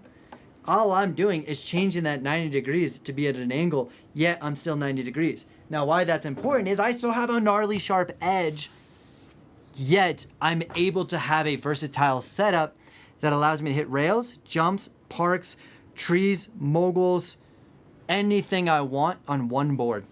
I am not a fan of having 5 boards. I'm not a fan of having different setups where I gotta I gotta figure it out and adjust and adapt, and I don't like it. If I ride one board every day, it's predictable. I know what I'm getting into, and I have 0 problems with that. Now, I've had people who are skeptical of the 2 degree and been like, it feels weird. No, 2 degrees for your body to know, like, so I'm gonna try to demonstrate this as best as I can. If I need to get on my edge from leaning like this much to this much, like my body doesn't even know the difference, right? That's probably 2 degrees. You might not even be able to see that I'm even moving, right? It's such an insignificant angle when it comes to actually getting on that edge, you'll never notice it. If you notice it, it's because I truly believe you're just in your head. But you're gonna reap the benefit. So I have no problems doing that and recommended that because I've literally found 0 downsides and 100% upsides, if that makes sense.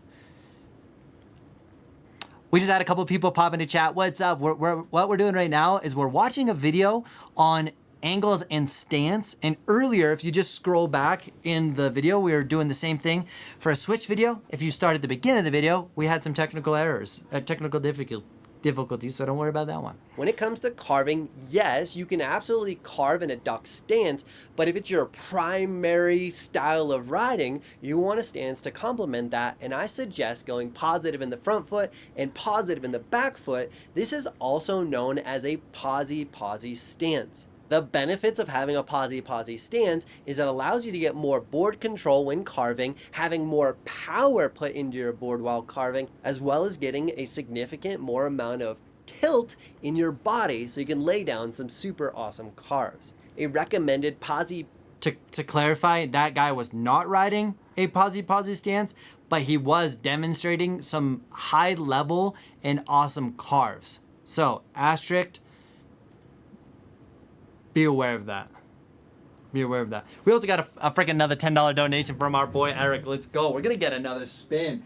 Dude, what a freaking legend. Yeah, I appreciate the $10 donation, my dude. We are... You won another sticker, dude. Shoot me, I can double up on stickers. Let me know, dude. Shoot me another DM. Let's go. You're a freaking god. Also, just like following up with chat, Kirk says that sounds better than detuning. That's like my personal preference for sure. Yo, W, what up? Hi, Tommy. Just wanted to join a live for so long. Greetings from Europe. Let's go. Dude, the bird thing, that's savage. Let's posy go. stance for carving is going to be positive 30 in the front foot and positive 15 in the back foot. And the recommended carving board to pair with this stance is going to be a directional board, a directional twin, or an alpine racing board, and I definitely suggest to use camber if you're trying to maximize the performance out of this style of riding. Now let's dive into a all mountain snowboard stance. If you're trying to attack the mountain, you're gonna need a stance that is versatile and adaptable to all sorts of conditions, speed, and terrain. This stance could have a carving or freestyle influence based on what you want. A recommended stance for all mountain with a little bit more of a carving bias is going to be positive 15 in the front foot and either 0 or 3 degrees in the back foot. And a all mountain freestyle setup, I suggest having positive 15 in the front foot, and you can go minus 6, 9, 12, or 15 in the back foot. You can also do a 12-degree positive angle in the front foot and also pair it with a 6, 9, or 12 in the back. Again, personal preference. With this kind of riding, I would definitely lean towards a true twin camber or a directional twin camber or a directional camber board. And for Right, so at the end of the day, with at least like with the all mountain board, like all mountain freestyle board, it's like I want a setup that's gonna complement my riding style, but at the same time, I need it to be able to perform as versatile as possible. And we also got another $10 donation. What the heck are we doing? The adventures and the question mark. Yo, thanks for all you do, man, and the awesome pointers and sharing your knowledge. Let's go, snowboarding Dino. What up? How we doing, dude? Kirk says, I ride positive 12 minus 9. That's a good question. Type in the chat. What do you guys ride? What's your stance? And what's your preferred stance? And what's your application? I ride 15, negative 15, freestyle, asterisk, everything that I can snowboard on. What else are gonna give? We got some freaking spins to do. Adventure, let's go. Yeah, there we go. There's like a direction that I gotta spin. It says don't grab Tindy. Thank you so much for the $10 donation, dude. I appreciate that. Let's go. Eric Tong with another donation. What is this guy doing, dude? Okay, Jose says 12-12 everything. Let's go. 12-12. I'm back. This thing is sounding a little rough. Don't grab Tindy yet again. Dang it, dude. Eric has like a 66% chance of, or has a 66% like success rate. Let's go. For you powder riders out there, you have a few different options for stance, but the goal is to have a stance that allows the nose of the board to float while having the ability to make an array of turn shapes and sizes. When setting up your stance, you may shift your bindings back to apply more pressure to the tail, helping the nose of the board stay afloat. This is commonly known as a setback, where you're no longer centering your board, but you favor your tail. This setback can be determined by the board you have, the angle of the slope, and the amount of snow, but traditionally you can set back between 1 and 3 inches. The recommended stance for this, if you have more of a free ride, is going to be positive 15 in the front foot and something around 0, 3, or 6 in the back foot. If you're more of a freestyle, then you may want to try a positive 12, negative 12, or positive 15, negative 15, and obviously consider having that setback. This stance is normally paired with a directional twin, hybrid, or reverse camber board. And definitely stay to the end, because I'm going to tell you exactly what stance I have and why I ride camber in POW/never change my setup, ever. Future Tommy here. I want to talk about a couple things to know when setting up your binding. Okay, I know we're going to talk about it, but I absolutely love riding a camber board in everything. So I'm going to jump back into chat and answer a couple questions. We also have some people like Todd riding positive 15, negative 15 for most of the stuff. Also, wow, he's also doing a positive 24 and 3. That's pretty sick. We got Steven with a 12, negative 12 on the twin, plus 18 and 9 on the directional. That's sick. Been loving 18-0 lately. That's sick. And then we also, I can't ride 15 with my club foot. Also kills my knees and hips because of surgery and injuries. Power ride him, do 12 minus 3. I've had 2 hip surgeries, back problems forever. And I used to hate 15 because it hurt my knees, and I would ride 12. And then eventually 12's hurt, so I went to 15. I've been at 15 for like 10 years now. So once you find that stance, I'm not gonna mess with it until I feel like it's obsolete or there's a biomechanical challenge, such as like injuries or surgeries. But yeah, once you find that, I definitely recommend staying, because I'm not a big fan of just like constantly changing and adapting and adjusting. I just want to go snowboard, have fun, and progress, right? This guy, dude, no way. We got Eric with another $5 donation, dude. We're gonna freaking do it again. What? This guy has been going ham tonight, dude. I really, I do appreciate it, dude. Ah, one short. You can see it back here where it focuses. This is yours. And then this is the free sticker. Ah, rip. Appreciate that. Let's go. Greetings from Germany. I got your glasses last year, and I'm an absolute fan of wearing them. Also learned a lot through many of your videos by watching them. So the best love. Dude, I appreciate that. Let's go, dude. Also from Germany, dude. 7 Shift, dude. I appreciate that. Let's go, dude. Let's go. And first, let's start with the base plate. This piece of plastic right here, traditionally it's going to be removable. This piece of plastic is called your base plate. And when you change your angles, you have these little notches so you can like lift up and move it a little bit.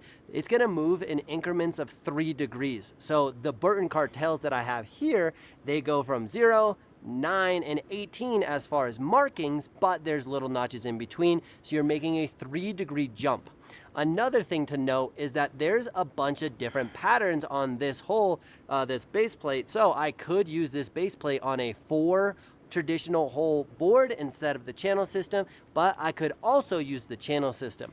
Another thing to note is that I don't necessarily want to be toe heavy or super heel heavy. What I do want to be is as centered as possible. So I actually, instead of setting up the board with like this top hole, I'm actually going to go here, allowing the bindings to shift forward just a little bit so that I don't have any heel side or toe side drag, or heel or toe drag, because I definitely don't want that. Another thing that when I'm setting these up, I love to try to find the holes and try to set them up, and then just note, am I going in the right direction, right? Sometimes it's really easy for us just to accidentally be in the wrong direction, or we have negative angle on our front foot, which could not be awesome. So I like to just, create the angle I'll like change this to whatever angle this is, and I'll just try to set this up. Okay, cool, I gotta move this. And if I go in this direction, oh, I notice that it's wrong, so I'm not fully committed. So I'll actually just double check that, make sure I'm going in the right direction. Obviously, and this happens to the best of us, make sure that your ratchet straps are towards the tip of the board, because sometimes it's easy for us to have them on the wrong foot, and then you've set up your bindings wrong. So Okay, let's just be honest here. Have you ever done that? Have you made the mistake where these ratchets are in the inside because you've put your bindings backwards? I'm gonna admit, I've like accidentally done that before when I was like 10 years old. I remember just like waxing my board myself, putting my bindings on myself and being so independent. And I get to the resort and they're the wrong way. And I was like, rip. And then you gotta waste all this time. Like now I'm like overly like, don't blow it, bro. Cause you know, but yeah. Cody says, I have my binding set up at 50 at regular, almost have switched down. My issue is getting on my heel side to heel edge ride switch. Toe is super comfortable. Any tips? Yes. Make sure you're leaning to the inside of that turn or leaning over that turn. I wonder if it's a lean type thing, Cody, or it also could be that your lead shoulder's not pointing in the direction you want to go. So if you're pointing... If your board is trying to go that way, but your lead shoulder's pointed that way, the opposite direction is gonna be really hard. Ideally, you want your board to go this way and your lead shoulder to also go that way. That's gonna make those turns significantly easier. When setting up bindings, definitely want the ratchet towards the tip, or the ratchet, these ratchets right here, towards the tail. And another awesome tip for when you're actually mounting your bindings, I'd like to get one bolt started and then get it so it has a little bit of bite, but I'm not gonna crank down just one because it might actually mess up your angles or mess up how it sits, connects to the board. So I would definitely like screw this one in a little bit and then go to this one, make this one a little bit tighter so that they're actually going down pretty close, like at the same amount of force. And then I just keep going back and forth, a little bit tighter, a little bit tighter. And if you're... Okay, so when I was like younger, I was sponsored by Solomon, so they'd hook me up with free gear and stuff. And then I would do demo days. Like, hey, we need help. We would do demo days. So public or shops could come ride the boards. And they're like, all right, Tommy, I want these bindings and this board. And I would go to put it on, and I'd be ratcheting this thing, like, ratcheting them in. And I would do like 2 really tight, and then it would mess up the 2, or you do 3 really tight and you mess up the other one. And then I look, there's so much pressure, you gotta hurry up. Do you know what you're doing? This guy's an amateur. So then I'm like trying to like unscrew it, screw it back in. And I was like, okay. So I was like, okay, if you get all of the screws in 50% and the teeth have bit enough, then you're gonna be fine to just ratchet them all in. But I used to absolutely like, just people watching me like set up their board and bindings, and I'm all nervous. I'm like 19-year-old kid being like, oh, it was funny. Yo, Beast Ready, what up, dog? With it? $5 donation. My board is camber with early rise nose and tail. What type of detune would you recommend if you're not worried about any park riding?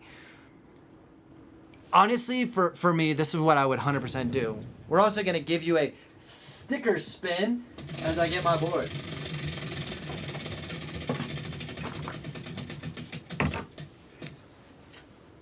Nothing. Dang it. Dang it. Dang it. All right, so what I would do is, if you're not worried about that, I would absolutely just detune the tip and tail, which means like as the contact point, maybe if it's an early rise, that contact point might be way out here. So I'd actually be wary of that. I would say as the nose slopes down and then actually comes to a flat, that's where I would detune from that point and up. Now the reason why is once you're standing on the snowboard, even though you have like an early rise, this part of the snowboard has pressure on it and it's more likely to be engaged in the snow. Now you also may be asking, why would I detune the nose? Essentially, as you're making a turn, when you're on snow, you're not turning on the surface level. You may be dipping down, like, let's call it 3 inches. So now let's say this is like flat and I'm in the snow. Well, 3 inches, maybe actually this part of my snowboard is actually touching the snow. Well, the shape of this edge is actually a lot different. This can cause the board to grab the snow in an uncontrollable manner, or it may actually be gripping the snow so much that you become edge locked, which means you're just locked on your edge. So I detune so that even though this may be in the snow, it's not biting, gripping the snow. This is what's gripping. But if you have early rise, obviously I don't want you to detune out here because you're missing all of this engagement. So go from like that round to flat and then engage, or sorry, detune from that out. But if you're just, like I literally have done it where I'm like snowboarding with a brand new board and I make a turn and all of a sudden my turn goes up the hill and like kind of shoots me into the trees and I'm like, wow. I'm like, wow, I almost died there. You know, I gotta represent the company, right? We gotta shout that out. Maybe it's a little overdone, but here we are. But yeah, so I would definitely recommend that. So big shout out to the $5 donation. Be ready. I thank you a lot. I go to Keystone every weekend. Dude, Keystone's sick. I'm a big fan of Keystone. I go there like on Wednesdays now, except for tomorrow because I'm going to the airport to drop someone off. How do you improve in 1 week, Kaya Mook? 3, 9, 8, 9. 3 big things that you can do to improve your snowboarding. And then we're going to get back to the video because we're not done with that yet. But the big things that you can do to improve your snowboarding as quick as possible. Honestly, snowboard as much as you can. As much as you can. More time under tension, more time practicing, more mileage you can get. That's going to be number 1. Number 2, make sure you're fed, hydrated, and have calories to burn so that you can ride all day. And number 3, come in with intention, which is going to be like, today I'm going to work on switch and I'm going to go have fun riding switch. I'm going to work on switch. Versus like at the end of the day, you're like, I had a good day, which is cool. There's nothing wrong with having a good day because you have a good day. And if you're trying to improve, have intention. Number 4 as a bonus is like, take a lesson. I have an online lesson that has more systematic way of teaching you how to snowboard. And I have a bunch of nerd that I'd never talk about here. That's like its own secret. It's linked down below. It's called snowboardingsecrets.com. You could check it out. I got a whole bunch of like stuff. Or you could take a lesson on the resort. The problem with taking a lesson, oh my gosh, we're gonna get to this in a second, but what the, I had headphones on. That scared me. I was like, because usually I don't have headphones on. That actually kind of freaked me out. But the thing with a lesson is you could get an absolute 10 out of 10 rock star, or you might not. Or you're in a group with a bunch of people that are sick or not sick. So it's kind of a double-edged sword. It's definitely something to do. So for me, I have an online course and a summer camp, both linked down below.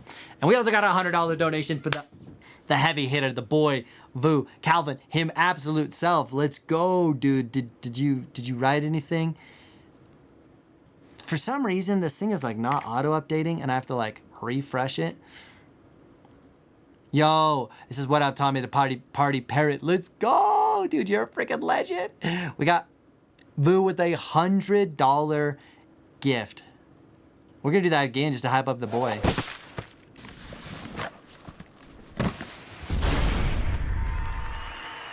I don't know if I'm that sick at animating, but I animated that. Oh, there's the party parrot. Okay, I get it now. I was totally confused. That made no sense. But dude, I appreciate it, dude. Vu also picked up like one of the exclusive jackets, so he's gonna be out there rocking. He has been rocking the jacket that is one of one. Oh, I got so much to tell you, and we've already been on for an hour and a half. Okay, I'm gonna write a note down. We're losing control. We're gonna watch a little bit more of this video because I think there's 2 more things I want to talk about as far as stance, and then we're gonna open it up to some more questions. But I wanted to talk about this idea that I have, and I want to get your guys' feedback on it. I need some help. So like, stick around. I need help. I need input. I literally need your help on something with BENETEK. I'm gonna write down the note. What's my notes? What are my words? Okay. Oh. Okay, my handwriting is beautiful. Not at all. We also got to give the boy a spin.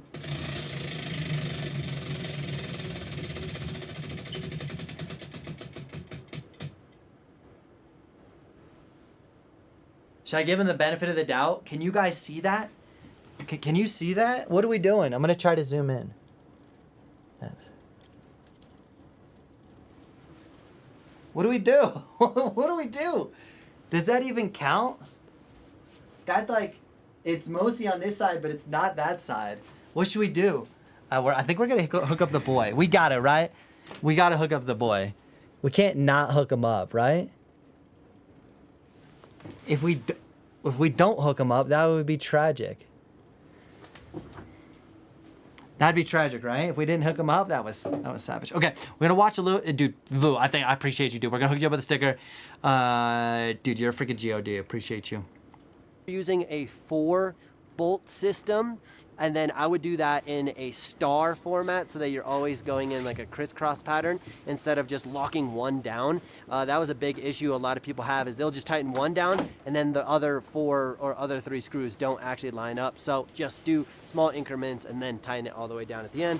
I am a big fan of getting these pretty tight, but I don't want to overly tight it, but give it a nice little elbow grease. Get there, make sure it's tight, because I obviously don't want to be slipping, and I'll make sure it's tight, go back through, check it again, make sure it's tight. That's pretty good. Move it to this one, verify, cool. And then how we determined our width. We'll move it, we're gonna first, how scoot the up a heck little do we measure our width? When measuring your bindings, you want to start from your lead binding, and you're going to measure from the very center of the base plate, and then just stretch out the tape measure, whatever you're measuring with, to the center of the other plate. This is going to be your stance width, and the best part is as your angles change, the center never moves, so you're going to have an accurate measurement. Things to consider when you're setting up the width. We're trying to find the balance of feeling in. Okay, we're gonna move on from there. You guys want to watch that? You can. There's a lot more nerd in here. I think we're gonna move on. If you're trying to find this video, just go to Tommy Bennett. Whoops, Tommy Bennett, and you can just type in stance. You're gonna find this one right here. If you're looking for a full breakdown stance, The angle. in here there's still how to find your stance through squatting method, reference method, and a different stance, and my stance. So there's a lot more in that video, but we're gonna save that for another time. Also, boom, moving on. Okay, we gotta catch up. Ooh, we gotta catch up on a couple of things. We got some more chats in here. Let's go. Let's go. What else we got? We got vibing tonight. Vibing. Okay, what else we got? Isaac says 15-15 on my twin, 21-9. Directional board, my stance width is the narrowest, but I'm wondering if it should be wider. Progress into the park. As far as like a stance width, that video's gonna cover it, but let's discuss it just a little bit. As far as stance width, you're trying to find something that you can be as wide as possible while maintaining balance and range of motion. If we're so wide, we're gonna lose balance and range of motion. If we're too narrow, then the biomechanics is a little bit harder, the balance is a little bit harder. So we wanna have something like strong. Think about you have like 1,000 pounds on your back and you wanna squat. Am I gonna have a little narrow stance? No, I'm gonna fall over, right? But what if I'm a little bit wider? Well, then that allows me to have a strong base. So I would experiment with going a little bit more out. Mr. Wolf, what up? Looking to get a new park board right now. Looking at board sizes. Do you recommend focusing on the weight or the height range? Internet is definitely split on this issue. I definitely think you have to consider both. Because if you're 125 pounds, but you're 6'7", they're going to give you a weird board, right? So you got to consider both. I would find something that is also going to complement your riding style. If you're doing more park stuff, I don't want mine too short because I need it to be stable. But if it's too long, it's really heavy to maneuver for doing board slides, for doing spins. So I want to find something like that. Now, ideally for me, I want to be riding like a 150. Most snowboard companies don't make a good board like that. It's like a 151, a 152, or a 153. So like a lot of times I go up 2 centimeters, not because I want to, but because I kind of have to. So then within that, I'm making sure that my 152 is still in a good weight rating, because I don't want to be so far one side or the other, if that makes sense. And that was probably a terrible answer that you were like, dude, you didn't decide, but I think you got to consider both. Kirk says, what temperature do you wax your board at? On like the websites, there's like a recommended waxing melt temperature. So for this company, I'm going to try to do this with you so y'all see it. So I'm on pearlwax.com. Let's just say I'm going to buy Pearl. I'm going to buy the Pro Wax because I'm a big fan. If you use the code TOMMY15, you get 15% off this company. They have some awesome wax. Now you're going to see here, they have this wax. It comes in big and small. But if I go a little bit further down, recommended snow temperature is between 20 and 35 degrees. Okay, that's good information. I love it. But what do I wax at? Hot waxing tips. Click here. Right here it says the wax temperature for the iron to be used and for the iron. Hot wax. The guide that we use, the Pearl Wax, is between 100... Hi, doggy. You guys want to meet my dog? Sorry. Oh, oh my God, it was snowing. This is Copper. Hi. He's like soaking wet. So temperature is between 210 and 270. Okay. So when you're 210, 270, that's going to be like the ideal temperature for this, as we see here. Hopefully that's zoomed in enough. Adjust the temperature on the iron to the lowest point that will maintain liquid melting state behind the iron at the length of 4 inches. Iron, need an iron? Check out the iron on pearl wax. What's up, dog? The dog hasn't learned the concept that a door opens one way, but then can't get out the other way. You know what I mean? He gets lost in the sauce. It's so cute. So that's what I would do. But like, you can find these resources on the website. This thing is awesome. You guys want to hear? Okay, so this is what I would do. Now, there's like one thing to note about waxing that is a bit of a misperception. If the iron is smoking, it's too hot. Now, that could absolutely be true. There's certain waxes out there that is the colder the snow, the harder the wax is supposed to be. So you can hear this. There's a wax out there that's on the market that is rated for like -5 to -35 degrees. That thing is so rock solid that you have to turn the iron up super hot. But because before I waxed with a spring wax, something really soft, it would actually start smoking because it needs to be hot. So it's burning that wax, but I need it hot enough to melt this wax. Obviously, you're trying to do your best to make sure it's ventilated, make sure you're doing your best to like not die, obviously, but because it's smoking is not always a good thing. But because it's smoking, it's not a bad thing. So just like there is some little bit of flexibility in there. Because if you get that, at some point, you can't get that iron hot enough, is what I'm getting at. Long-winded explanation. We also got Vu with a freaking another 12 months with a super VIP. How do you like your Yannick snowboard? Tommy. Okay. I actually had really no understanding and no idea about Yannick's. And my friend was like, do you know anything about him? I'm like, no. He said, they have been in the business forever, and they're more, think about them as like, yes, a snowboard company, but their primary company is a material science company. They know how to blend materials together to create something else. And so they're like using these incredible like carbon fiber blends to make a snowboard, and the snowboard is pretty sick. Exactly.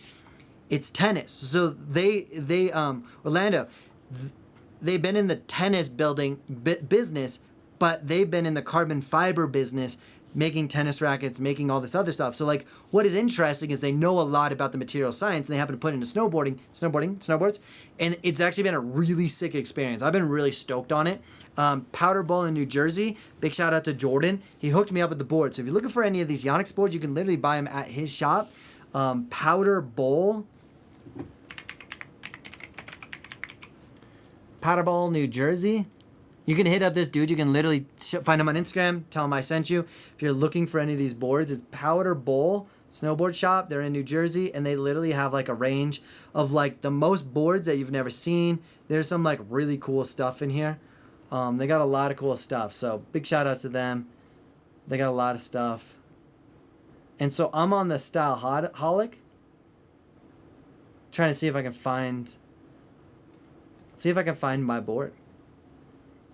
I think it's a last year's board anyways. You probably are like sitting there being like, I found it. And I'm like, I don't even see it yet. Oh, there we go. So this is the board that I got. It is like a stiffer camber board, which I'm super pumped on. And I'm riding a 151.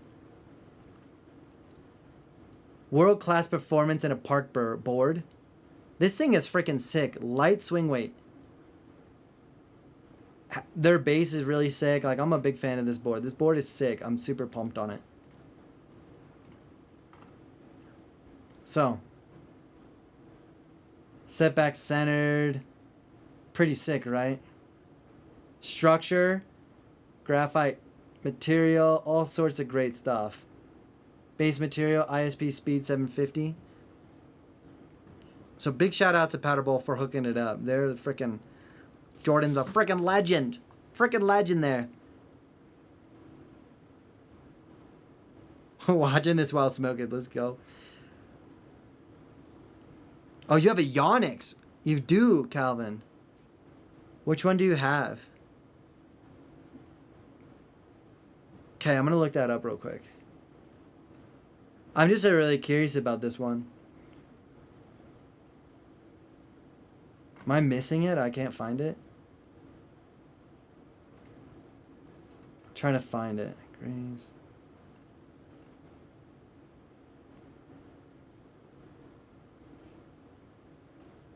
Ian! What up, dog? Am I absolutely missing it? Okay, I actually did get to ride this board too. Where is it? I rode this board. Check this out. The world's lightest board. I rode a 54, and this thing felt like a 148. I'm not even kidding. Because it was so light, you couldn't tell there was a lot underneath your feet. I literally thought this was a 148.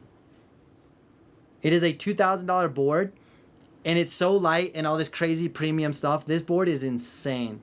This one was cool. This one was crazy. I even like the owner of the board shop was like, dude, take it into the park. I was like, are you sure? He's like, yes. I'm like, are you sure? He's like, yes. I was like, you're a god. So I like rode some jumps in some park. It was in New Jersey. Yeah, exactly. PE. What up, dog? It was, yeah, exactly, dude. It was crazy, dude. Ronnie, I have not. I'm definitely curious about it. All right, so I got a question, but y'all got to be honest with me. Two things I wanted to talk about. When it comes to like gloves, so I own this company called BENETEK. We're making gear that's supposed to inspire people. No, not supposed to. Gear that is inspiring people to go outside, go snowboard. It's crazy. It's terrible weather. You're excited to go ride because your gear is sick, right? We're redoing gloves. Right now we just have some basic leather mittens. I ordered a couple hundred of these. We're almost sold out. Stoked. We want to do next gloves. So what are some things that you, and my wife told me to ask you guys, by the way. What are some things that you love, don't need when it comes to mittens? I'm a big fan of leather mittens, but sometimes they're like really slick. So when I'm trying to grab my snowboard, it's kind of slick. These are super sick. We do have a couple left. They're so waterproof. The one downside about being so waterproof, they're not as breathable, but they're so waterproof. You can literally just like, they're the sickest. They're sick. So at night you just got to dry them out. But these things are like freaking dope. And I dropped the price by like 30, 40 bucks on these. So if you're interested, help me get rid of this supply. Our RB says, oh, okay, see, this is what I need to know. He says wrist support. Okay, so you want a wrist guard and then under sleeve. I don't have my other gloves with me, but under sleeve. So that's one thing that I appreciate you saying. So you're saying being able to go put this sleeve over it. Because these are kind of like, yeah, they kind of flare, so they're a little hard to tuck. I also think like having these like kid things, like these are mandatory. I love these things. I'm on the chairlift, I'm gonna go like hop on my phone and I don't drop it. These are mandatory. Trigger mitts, no way. You like the trigger mitts with leather and a longer cuff and a wrist band / leash. Let's go. But that, okay, Peyton, you like the wrist tightener? Oh, that I don't. A small pocket for either putting hand warmers or other stuff such as like maybe like a ski pass. Michael says you like more gloves than mittens.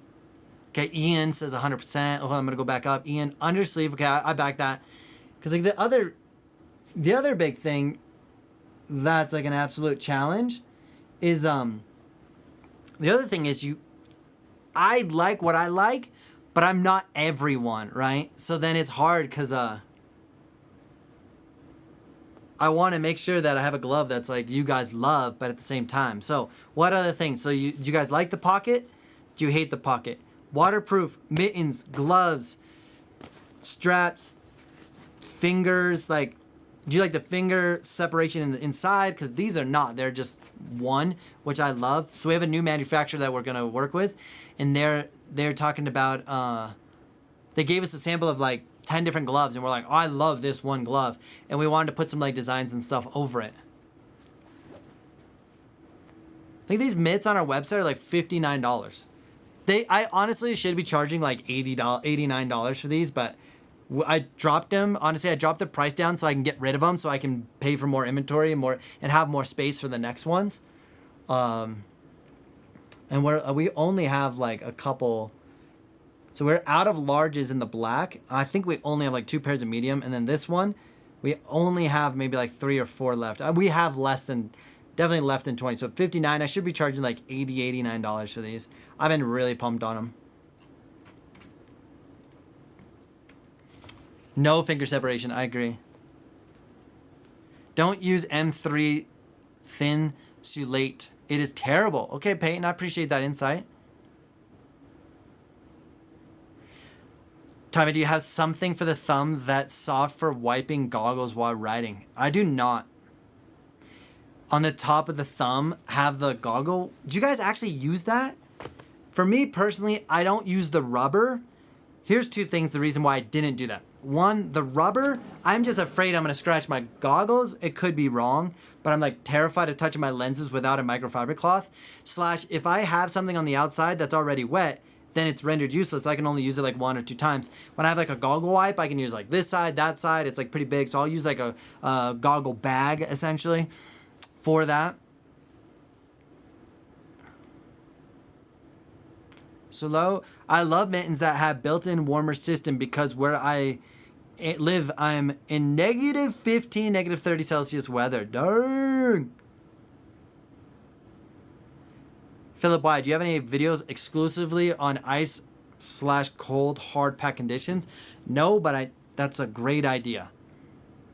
The thing is, I don't want to make an ice video in Colorado because it doesn't get icy here, and then I'm going to get roasted from all the East Coast people who are saying like, that's not even ice. But the principle applies, and they're like, that's not even ice. And I'm like, okay, let me make a video about riding ice in the East Coast where there's ice. So that's why I haven't made that video. Plus, it's hard to leave Colorado. That's why I don't go to the East Coast, because like Colorado is just amazing. That's why I don't leave at all. I don't really go anywhere. But that's a good question. Okay, cool. So we got a little bit of insight on some gloves, which I do appreciate. Okay, now the next question is, what else do you guys love or am we missing with jackets? I'm introduced to the jackets this year. I love my jacket. Y'all don't know. I dropped the price $50 because I want people to feel it. I want people to be in it. I want people to know how sick these winter jackets are. By the way, shopbenetek.com, my company. BENETEK is the name of the company. The website is Shop BENETEK. But like, look at this. Click 3 times to unmute. Watch this. Ready? 1, 2, 3.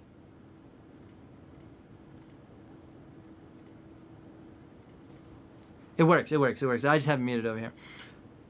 On this. Okay, so this jacket, I freaking love this jacket. But what other features? Chest pocket is a must. We have chest pockets. We got a chest pocket here. We got chest pockets inside. We got chest pockets. Chest pockets are a must. Dice Swan goggles are the best Asian fit. Ooh, that's sick to know. Bring back the Flow yellow hoodie. You know what's interesting? Because I've tested some products out there, and there's some that I think people love. There's also some people don't. David says, any goggles that are compatible with glasses? I don't wear contact lenses. Yes, dude. I'll show you right now. If you go to this site, this is my company. It's going to be linked down below. It says grab your gear. Grab your BENETEK gear down below. You can literally go to goggles. This is going to be this one. Now, all of these are OTG. And you're like, Tommy, I don't know. Are you just trying to sell me some goggles? No, I'm here to solve some problems. Now I'm going to grab. Here's my demo pair of goggles. Because the whole thing about, like, for me, running a company is solving a problem, right? So I want to create goggles that have really good lenses, but I also want to create goggles that have OTG. As you can see here, right there.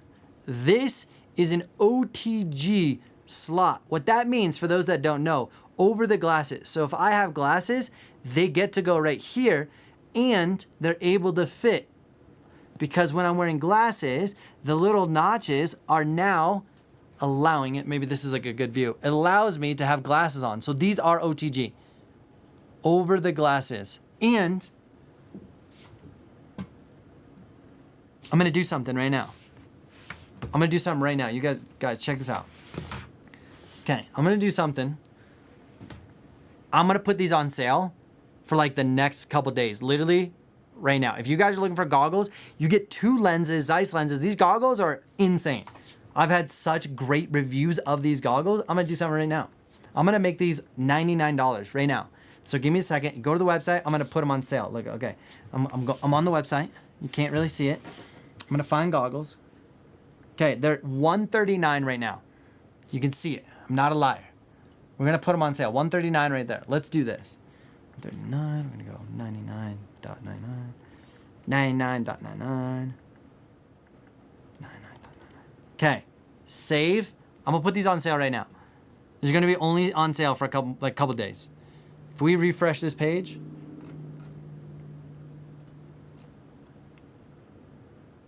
no, 139. We're supposed to refresh this page. 139.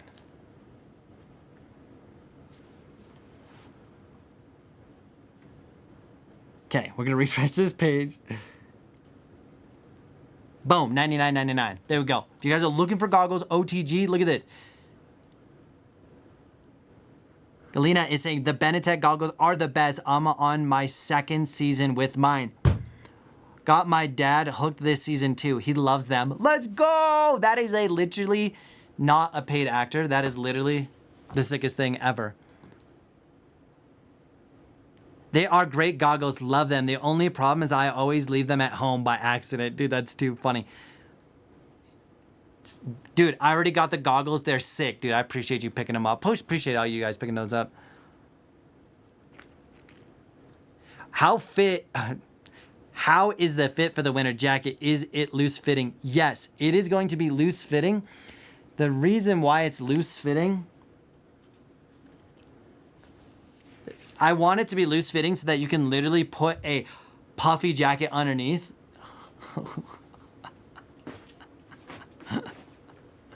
What's up? You want to come hang out? You want to say hi to the people? Come on. This is Copper. Copper, tell them. Hold on. Don't lick my face. Here you go. This is Copper, proper dopper. He's a dog. He's our dog. I did not name him Copper. He's a Vizsla. He's a lover. And you want to know the funniest thing about these dogs is they love to burrow. So you're like laying down in bed at night. They will literally get under the blanket, go to your feet, and keep you warm. Okay, well, have fun. Bye. Okay. Pardon the interruption. Yeah, they're going to be loose fit so that you can literally put a puffy jacket on them. They're freaking sick. And you can see here as I scroll around, like, they're a little fit. I'm 5'5", 130 pounds. This is the medium, and it goes pretty low. I have a little bit of an explanation video here that you can check out. And there's these upper pockets to keep you warm. I literally discovered this in New Zealand where I was like freezing, and there was a jacket that had like pockets up here, and it was like literally the warmest, best thing ever. Yo, dog, exactly, Peyton. Let's go. Do you make stomp pads? If not, you should. I had a buddy tell me to make stomp pads, and I decided I just haven't. So like the thing is, like, let's just say I'm gonna spend $5,000 on stomp pads because there's this thing called MOQ, minimum order quantity. And a lot of times on like a stomp pad, they're like, we want you to do 1,000 of them, and you're like $5 a piece. You're like, that's 1,000 of them. They might be like $10 a piece, whatever it is. Easy math, call it $5. And it's like, okay, cool. Now I'm gonna spend $5,000, or, and how long, and like how quick is it gonna take to like run through 5,000 of those? Like, it might take me a while, to be honest. So then, I have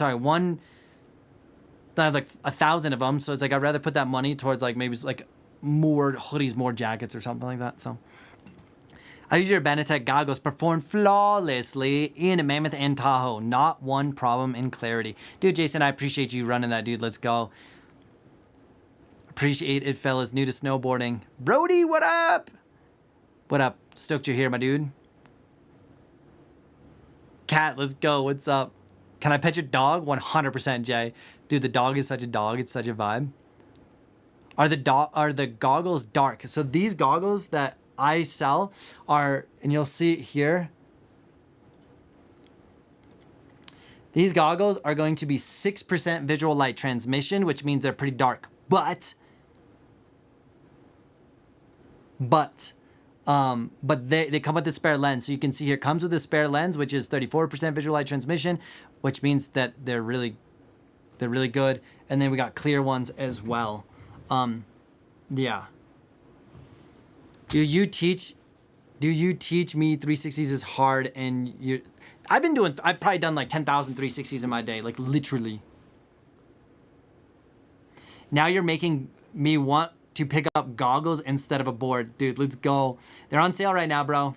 Buy them, get them, let's get it. Yeah, we're going to be doing a winter sale, and we literally just started it right now. So if you're interested in picking up a pair of goggles, check them out. They're $99. Dude, they're freaking sick. And get a 30-day money-back guarantee. You don't like them? Send them back. Totally fine. Shoot us an email. There's like an auto process where you can literally just do it yourself, and it's full transparency. You can put your information in. You can either exchange it. You can send it back. There's literally like no problems. You just scroll to the bottom. Where is it? Need to return or exchange. It's like an automatic system. It's all right here. It's not done manually. I literally am paying lots of money to make this customer experience on the back end really sick. So you could do that. Back to the shop. Got all this stuff. Anytime you spend $1, so for every $10 you spend, you're gonna get an entry to win a season pass.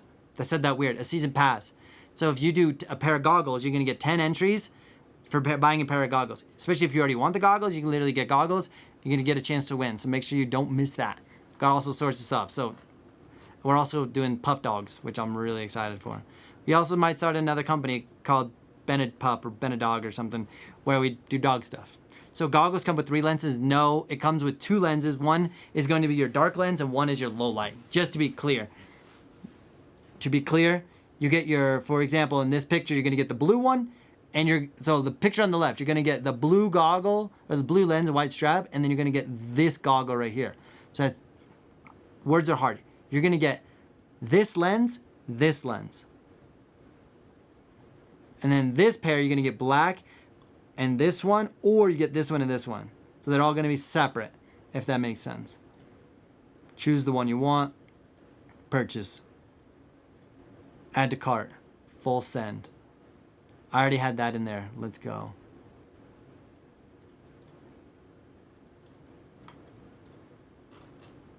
Cool.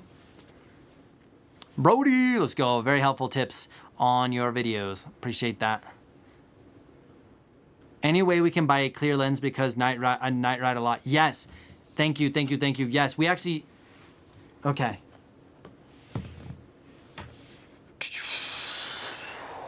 How do I do this?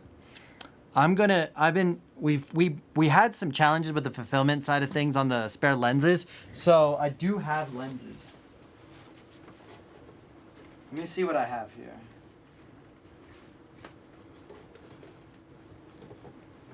This is going to be what we have for spare lenses. So I have a spare lens, which is going to be a clear spare lens. This is like the industry leader on how clear it is. And you're like, oh, those are pretty clear. They become even more clear when you take the plastic off. And I'm not going to take these off because I'm going to sell these. Okay. And then we have these lenses that are also going to be for spare lenses.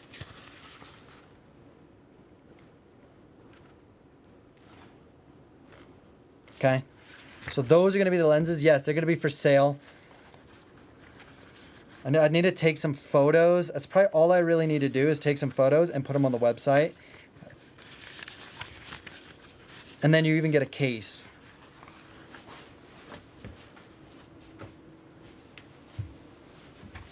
I need that clear lens as well. I'm going to sell them. They're magnetic. Yeah, they're going to be a magnetic for sure. Peyton says dog beanies. Literally, my wife was talking about that. She's like, I want to do a dog beanie. I'm like, do it. We know the manufacturers. We know what to do. We know the cost. I was like, we should do that. And we wanted to do doggy puffies because like we love dogs. And we're like, doggy puffies and doggy beanies would be so cute. Does the light lens just snap on or do you move the strap?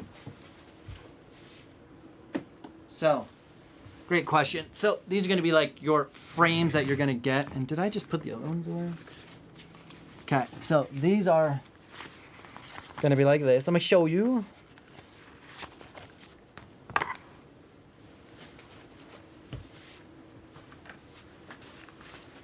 So just to show you, to illustrate, here's your normal lens. They have these little notches right here. So you got these little notches. Line the notches up, just like this. Now they're gonna have more vertical strength. And then you wanna take the lens off, you can pop in the new ones. Now you have the new goggles. And now when you're on your face, they're like this. And then I added this little notch. You can see it cool. So then I usually pop my goggles out. I hold it top like this and take the middle finger. And then I hold it, and my thumb's pulling, and this is up here. So then I'm holding it. And then these two fingers are pulling it off, and then you can pull it out. So that's going to be your magnetic lenses. The other cool thing about these is I'm a massive fan of like the taller straps, because when you have a thin strap, they get really stretched, then they look really bad, and then they're useless. Plus, we have straps that we're gonna start selling for. We have for sale as like a 3-pack. Oh yeah, that's actually a really sick idea. Spare straps, bear straps.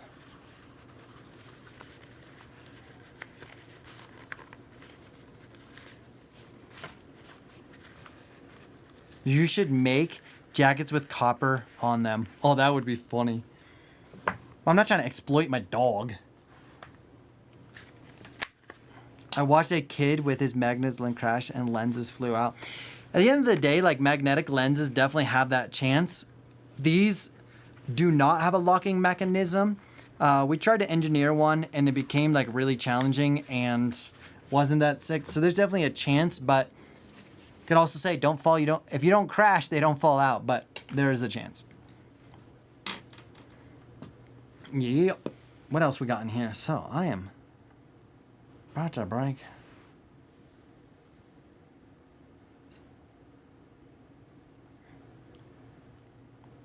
And we do have spare.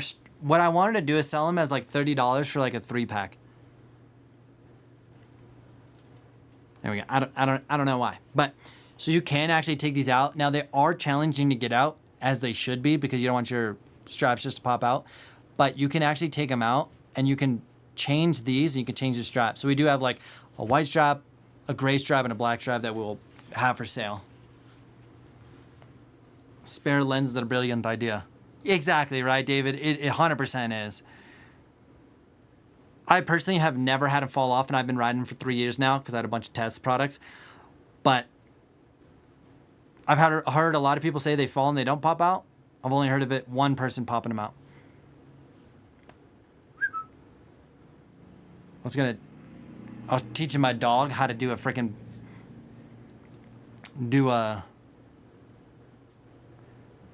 right, W. If you're in a car crash, you're most likely to have your headlights bust out. Oh, 100%. 100%. Cool. Well, next week I may or may not be in town. I don't know yet. But regardless, I'd like to do a live stream. I want to do another video where we like get into like another masterclass, because like if you guys are already here, check back in the chat. We did talk about switch, we did talk about stance, we did like a little bit of nerdy breakdown. Definitely check that out. Next week we're going to be talking about some more stuff. I like doing a little bit more educational stuff, and then moving forward we're going to keep doing that. So I appreciate all the support. Check out shopbenetek.com, which is going to be my company. We have some awesome stuff going on. Check out this stuff. We literally have like jackets, tech, hoodies, goggles, accessories, mittens, beanies, neck warmers, and hats. We got a whole bunch of stuff. So check that out if you're going to be buying any stuff for Christmas. If you buy them now, if you buy them today or tomorrow, they should be here by Christmas, and you'll get your stuff. And we just put these on sale. So I need to make sure that it looks like it's on sale too, right? Because if it doesn't look like it's on sale, they're like, oh, that's no normal price. Like, hey.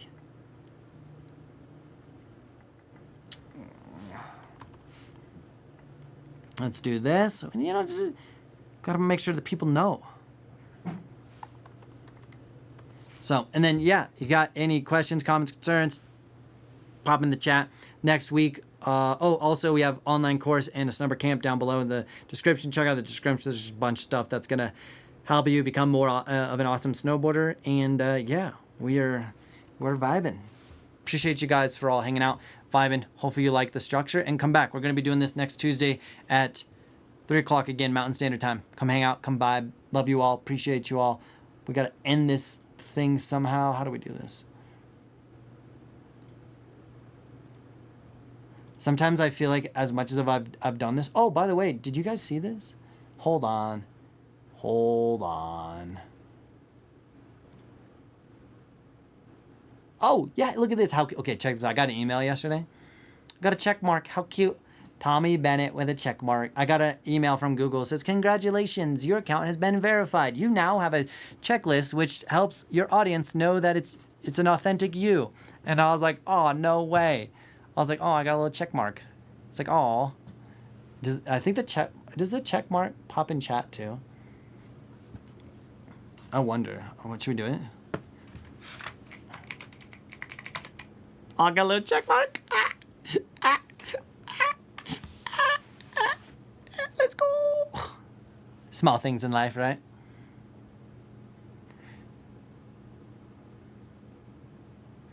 Oh yeah. No, I get you, David. I got you on that. No worries. I feel. No hate. I got you. Also, am I going to be in Japan this year? Probably not. Cool. Well, yeah, I'm going to end it. See you guys next Tuesday at 3 p.m. Mountain Standard Time. Love y'all. Appreciate you. I had this all going, and I completely dropped the ball.